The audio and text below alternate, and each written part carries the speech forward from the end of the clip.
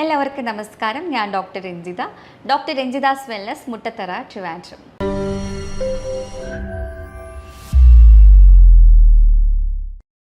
ഇന്ന് നമുക്ക് varicose vein, അതുപോലെ വെരിക്കോസ് വെയിൻ എത്ര സ്റ്റേജസ് ഉണ്ട്, അത് നമുക്ക് വീട്ടിൽ തന്നെ ഇരുന്ന് കണ്ടുപിടിക്കാനുള്ള ടെക്നിക്സും അതുപോലെ എങ്ങനെ ഇത് പരിഹരിക്കാം എന്നുള്ളതിനെക്കുറിച്ച് പറയാം. ആദ്യം എന്താണ് വെരിക്കോസ് വെയിൻ എന്ന് നോക്കാം. നമ്മുടെ കാലുകളിലെ വെയിൻസ് അല്ലെങ്കിൽ സിരകൾ തടിച്ച് വീർത്ത് കാണപ്പെടുന്ന ഒരു അവസ്ഥയാണ് വെരിക്കോസ് വെയിൻ. കൂടുതലും പുരുഷന്മാരെ അപേക്ഷിച്ച് സ്ത്രീകളിലാണ് വെരിക്കോസ് വെയിൻ കൂടുതലായിട്ട് കണ്ടുവരുന്നത്. അപ്പോൾ നമുക്കറിയാം, നമ്മുടെ ശരീരത്തിൽ 2 തരത്തിലാണ് ബ്ലഡ് സർക്കുലേറ്റ് ചെയ്യപ്പെടുന്നത്. ഒന്ന് ആർട്ടറീസ് അല്ലെങ്കിൽ ധമനികൾ വഴിയും, മറ്റൊന്ന് വെയിൻസ് അല്ലെങ്കിൽ സിരകൾ വഴിയും. ആർട്ടറീസ് എന്ന് പറയുമ്പോൾ നമുക്കറിയാം, ശുദ്ധമായ രക്തം പമ്പ് ചെയ്ത് മറ്റ് ഓർഗൻസിലും അതുപോലെ കോശങ്ങളിലും എത്തിക്കുന്നു.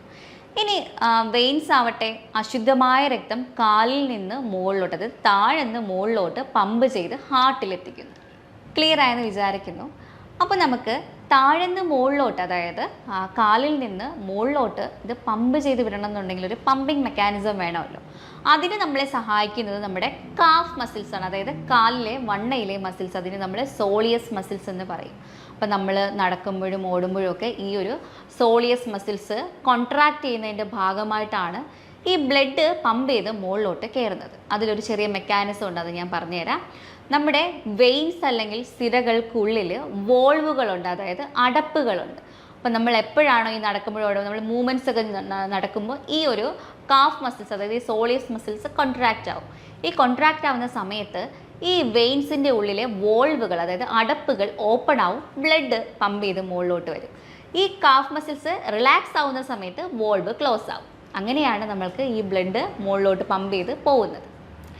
എപ്പോഴാണോ നമ്മുടെ ഈ വോൾവിന്, അതായത് ഈ വെയിൻസിൻ്റെ ഉള്ളിലെ അടപ്പിന് ഒരു ബലക്ഷയം അല്ലെങ്കിൽ അതിൻ്റെ ഇലാസ്റ്റിസിറ്റി നഷ്ടപ്പെടുന്നത്, അന്നേരം പ്രോപ്പറായിട്ട് ഈ ബ്ലഡിന് പമ്പ് ചെയ്ത് മുകളിലോട്ട് പോകാൻ സാധിക്കാതെ വരികയും ഈ ബ്ലഡ്, അതായത് അശുദ്ധ രക്തമായി മാറി അവിടെ തന്നെ കെട്ടിക്കിടന്ന് അതിൻ്റെ സമ്മർദ്ദം മൂലം വെയിനുകളിങ്ങനെ വളഞ്ഞു പൊളഞ്ഞുള്ള അവസ്ഥയിലോട്ട് മാറുകയും ചെയ്യുന്നു. അതാണ് വെരിക്കോസ് വെയിൻ. വ്യക്തമായി മനസ്സിലായെന്ന് വിചാരിക്കുന്നു. അപ്പോൾ നമുക്ക് ഈ വെരിക്കോസ് വെയിന് എത്ര സ്റ്റേജസ് ഉണ്ടെന്ന് നോക്കാം. പ്രധാനമായിട്ടും വെരിക്കോസ് വെയിന് 6 സ്റ്റേജസ് ആണുള്ളത്. അതിൽ ഒന്നാമത്തെ സ്റ്റേജിൽ നമ്മൾ കാലിൽ നോക്കുമ്പം ഈ തുടയിലും കാലിലുമൊക്കെ ചെറിയ രീതിയിൽ ഈ ചെലന്തി വലയുടെ ആകൃതിയിൽ വെയിൻസ് ഇങ്ങനെ വളഞ്ഞു പുളഞ്ഞ രീതിയിൽ കാണപ്പെടും. അതിന് നമ്മൾ സ്പൈഡർ വെബ്സ് എന്ന് പറയും. ചിലർക്കൊക്കെ അത് പച്ച കളറിലും, ചിലർക്ക് ചെറിയ ലൈറ്റ് നീല കളറിലും ഒരു ചുമന്ന കളറിലും ഒക്കെ കാണപ്പെടും.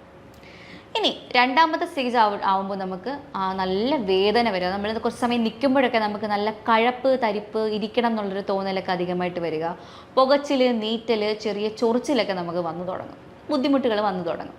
ഇനി മൂന്നാമത്തെ സ്റ്റേജ് ആകുമ്പോൾ നമുക്ക് കാലിലൊരു വീക്കം വന്നു തുടങ്ങും. അതായത് നമ്മൾ കുറച്ച് സമയം നീട്ടിയിട്ടൊക്കെ കാലിരിക്കുമ്പോഴൊക്കെ നമ്മൾ കുറച്ച് സമയം കഴിഞ്ഞ് നോക്കുമ്പോൾ കാലിലൊരു വീക്കവും ഈ വെയിൻസിനൊക്കെ ഒരു സ്വെല്ലിങ്സ് ഒക്കെ വന്നു തുടങ്ങും. പിന്നെ നമ്മളത് റെസ്റ്റ് എടുക്കും, അതായത് കാലുകളൊക്കെ ഉയർത്തി വെച്ച് റെസ്റ്റ് എടുക്കും, ആ നീര് വലിയുന്നതായിട്ട് നമുക്ക് കാണാൻ കഴിയും.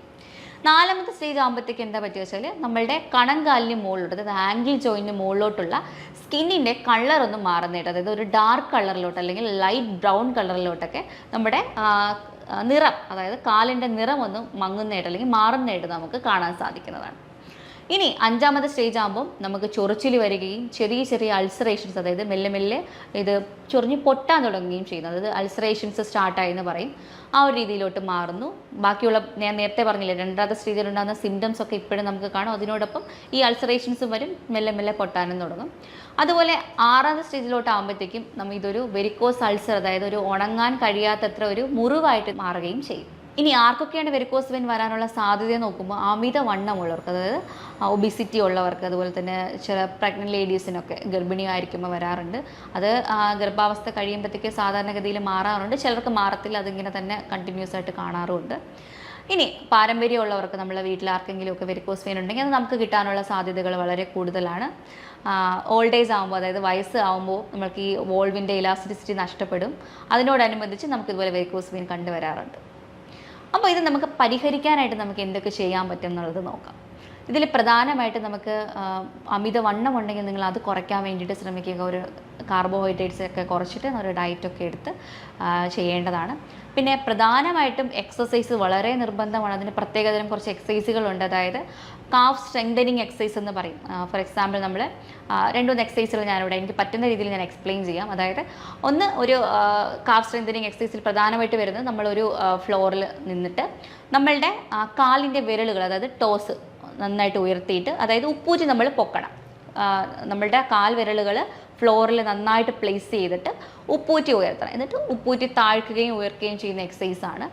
അത് നമ്മൾ റിപ്പീറ്റഡ് ആയിട്ട് ഒരു 60 വട്ടം വീതം ഡെയിലി ചെയ്യാൻ വേണ്ടിയിട്ട് ശ്രമിക്കുക. മനസ്സിലായെന്ന് കരുതുന്നു. നമ്മൾ ഫ്ലോറിൽ നിന്നതിന് ശേഷം നമ്മുടെ കാലിൻ്റെ വിരലുകൾ പ്രസ് ചെയ്ത് പ്ലേസ് ചെയ്തതിന് ശേഷം ഉപ്പൂറ്റി മാത്രം ഉയർത്തി താഴ്ത്തുന്ന ഒരു തരം എക്സസൈസാണ് കാഫ് സ്ട്രെങ്തനിങ് എക്സസൈസ് എന്ന് പറയും. അത് നമ്മൾ റിപ്പീറ്റഡ് ആയിട്ട് പ്രാക്ടീസ് ചെയ്യാൻ വേണ്ടി ശ്രമിക്കുക. അതുപോലെ തന്നെ കാലിൻ്റെ ഫ്ലെക്ഷൻ എക്സ്റ്റൻഷനൊക്കെ, ആംഗിൾ ജോയിൻറ്റ് നമ്മൾ നന്നായിട്ടൊന്ന് ഫ്ലെക്സ് ചെയ്ത് പിടിക്കണം. ഇതുപോലെ ഇതെൻ്റെ കൈയാണ്, കാലെന്നൊന്ന് സങ്കല്പിക്കുക. എന്നിട്ട് നമ്മുടെ കാലിൻ്റെ പാദം നമ്മൾ ഫ്ലെക്ഷൻ എക്സ്റ്റൻഷൻ, അതായത് താഴ്ത്തി നിവർത്തുന്ന ഒരു തരം എക്സസൈസ് ഉണ്ട്. പിന്നെ ഈ ഒരു സൈഡ് വൈസ് ആയിട്ട് മൂവ്മെൻറ്റ്സ് ഉണ്ട്. പിന്നെ റൊട്ടേഷനുണ്ട്. ഇതുപോലെ ക്ലോക്ക് വൈസും ആൻറ്റി ക്ലോക്ക് വൈസും നമുക്ക് റൊട്ടേറ്റ് ചെയ്ത് കൊടുക്കാവുന്നതാണ്. ഇത്തരം എക്സസൈസുകൾ ഒന്ന് പ്രാക്ടീസ് ചെയ്യാൻ വേണ്ടി ശ്രമിക്കണം. അതുപോലെ തന്നെ നമുക്ക് ഫ്രീ ടൈം കിട്ടുമ്പോൾ ഒരു മസാജ് നമുക്ക് കൊടുക്കാം. ചെയ്യുമ്പോൾ ശ്രദ്ധിക്കേണ്ടത് താഴ്ന്ന് മുകളിലോട്ട് വേണം മസാജ് ചെയ്യാൻ വേണ്ടിയിട്ട്. ഏറ്റവും നല്ലത് കടുകെണ്ണ എടുക്കുന്നതായിരിക്കും. കുറച്ച് കടുകെണ്ണ എടുത്തിട്ട്, അല്ലെങ്കിൽ വെർജിൻ കോക്കനട്ട് ഓയിൽ ആയാലും മതി, താഴ്ന്ന് മുകളിലോട്ട് ഒരു മസാജ് കൊടുക്കാൻ വേണ്ടിയിട്ട് ശ്രമിക്കുക. കുറച്ച് സമയം അങ്ങനെ ചെയ്യുമ്പോൾ ഈ കെട്ടിക്കിടക്കുന്ന ബ്ലഡ് മെല്ലെ മെല്ലെ, അതായത് ഈ പമ്പിങ് ആക്ഷൻ ഒന്നും ആവശ്യമില്ല, അല്ലാണ്ട് തന്നെ നമുക്ക് മെല്ലെ മെല്ലെ മുകളിലോട്ട് കൊണ്ടുപോകാൻ വേണ്ടി സാധിക്കും. ഇതൊന്ന് പ്രാക്ടീസ് ചെയ്യുക. അതുപോലെ തന്നെ നമ്മൾ കിടന്നുകൊണ്ടുള്ള സൈക്ലിങ്സ് ഒക്കെ വളരെ ഉപകാരപ്പെടും. കിടന്നിട്ട് കാലുകളൊന്ന് 90 ഡിഗ്രി റൈസ് ചെയ്തിട്ട് ഒന്ന് സൈക്ലിംഗ് ചെയ്യണം. അത് ക്ലോക്ക് വൈസും ആൻറ്റി ക്ലോക്ക് വൈസും നമുക്ക് ചെയ്യാം. അതുപോലെ തന്നെ നമ്മൾ കിടക്കുമ്പോൾ 2 പില്ലോ വെച്ച് കാലുകളൊന്ന് ഉയർത്തി വെച്ച് കിടക്കാൻ വേണ്ടി ശ്രമിക്കുക. അതായത് തല താഴ്ത്തിയിട്ട് കാലുകൾ ഉയർത്തി 2 പില്ലോ ഒക്കെ കാലിൻ്റെ ചുമട്ടിൽ വെച്ചിട്ട് ഒന്ന് ഉയർത്തി വെച്ച് കിടക്കണം.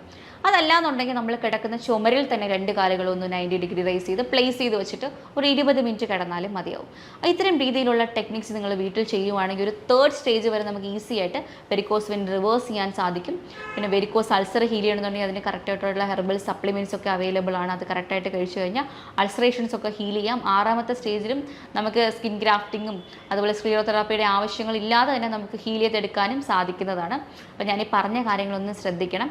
പിന്നെ നമുക്ക് കറക്റ്റായിട്ട് ഉള്ള വ്യായാമങ്ങൾ കറക്റ്റായിട്ട് കൊടുക്കണം. നേരത്തെ പറഞ്ഞ രീതിയിലുള്ളത് കൊടുക്കുക. ഇച്ചിരി നടക്കാനൊക്കെ പോകുന്നത് നല്ലതാണ്. അപ്പോൾ നമ്മൾക്ക് സർക്കുലേഷൻ കൂടും.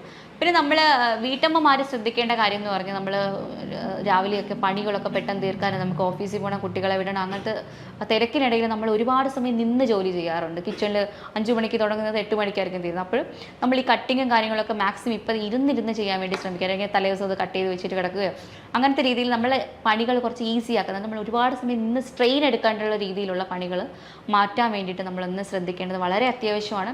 അല്ലെങ്കിൽ ഒരു 10 മിനിറ്റ് നിന്നതിന് ശേഷം ഒന്ന് നമ്മളിന്ന് നടന്നിട്ട് വരികയോ അല്ലെങ്കിൽ അടുത്ത റൂമിൽ പോയിട്ട് വരികയോ, നടന്നിട്ട് വരുമ്പോൾ വലിയ കുഴപ്പമില്ല. അപ്പോൾ ആ സ്ട്രെയിൻ വരില്ല, ബ്ലഡ് സർക്കുലേഷൻ ഒന്ന് കൂടുകയും ചെയ്യും. അതൊന്ന് വളരെയധികം ശ്രദ്ധിക്കേണ്ട കാര്യമാണ്. പിന്നെ ഓഫീസ് സ്റ്റാഫ്സ് ആയാലും അങ്ങനെ തന്നെ. അരമണിക്കൂർ നിങ്ങൾ കാല് തൂക്കിയിട്ടിരിക്കുകയാണെങ്കിൽ ഒരു 2 മിനിറ്റ് നിങ്ങളൊന്ന് നടന്നിട്ട് ഇരിക്കുന്നത് വളരെയധികം ഗുണം ചെയ്യും.